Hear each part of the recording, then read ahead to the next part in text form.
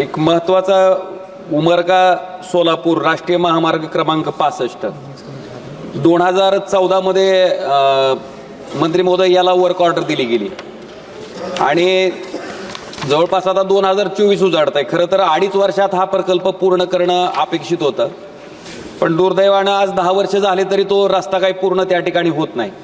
कदाचित ताजमहल सुद्धा लवकर बांधून झाला असेल, पण ही रस्ता काही मंत्री महोदय त्या ठिकाणी लवकर होत नाही. तर याला एक टाइम बाउंड त्या ठिकाणी, आणि हा रस्ता न झाल्यामुळं अनेक लोकांचे जीव त्या ठिकाणी जात आहेत.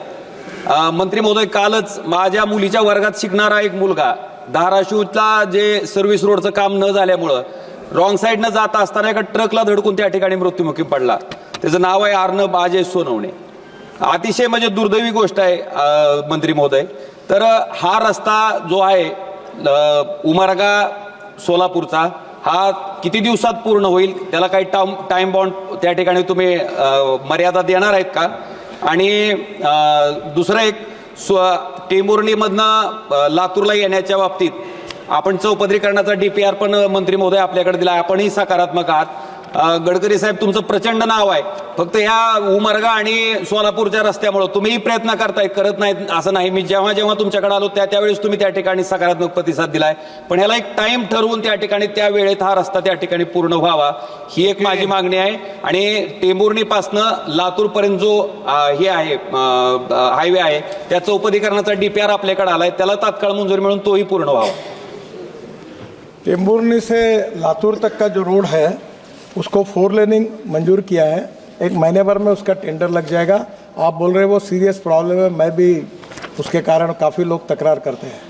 दूसरा जो रास्ता है जो सोलापुर तक आता है, उसमें जो कंपनी थी उसने दिवाला पीटा, वो NCLT में गई.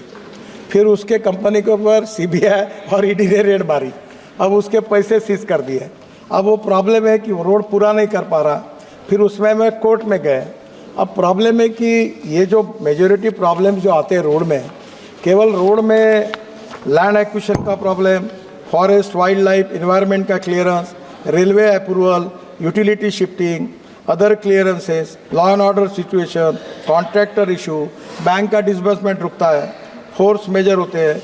और इसमें कॉन्ट्रैक्टर ने दिवाला पीट दिया, वो NCLT में गया. हम वो शुरू करके दूसरे को लाए, उतने में CBI और ED की रेड पड़ी. उसके अगेंस्ट वो कोर्ट में गया तो कोर्ट ने भी उसमें स्टे दिया. तो ये बियॉन्ड कैपेसिटी कुछ प्रॉब्लम्स है. पर आप जरा आज क्वेश्चन आवर के बाद मीटिंग है, सभी MP आने वाले हैं, आप आ जाइए, फिर से कुछ वे आउट निकल सकता है क्या, मैं कोशिश करूँगा.